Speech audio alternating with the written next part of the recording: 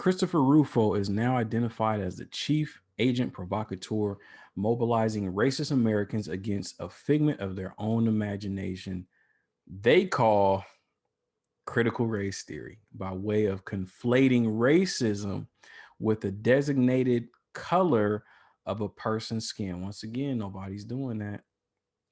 Nobody's conflating racism with the color of a person's skin, but I will continue to read.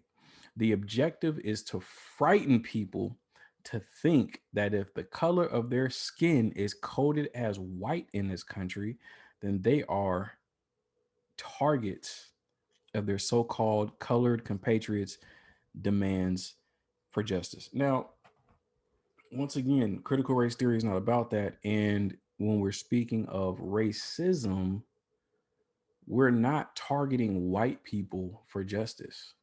We're targeting the system.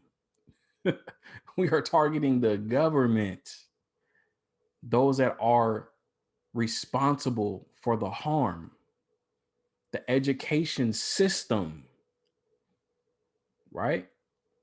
Now, granted, folks that are classified as white have perpetrated the racism.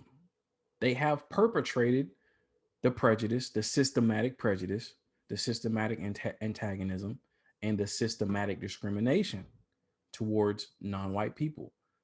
And those folks are also protected by their so-called white racial classification. That's just a fact. So that's the fact of the matter. That's the way that it works out. Like it or not, that's how it plays out.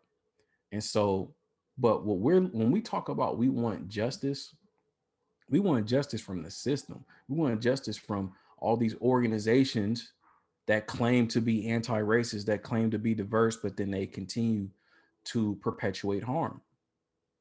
That's what people are talking about when we're talking about critical race theory and we're talking about justice being produced for those that have been harmed, those that are so-called victims of racism.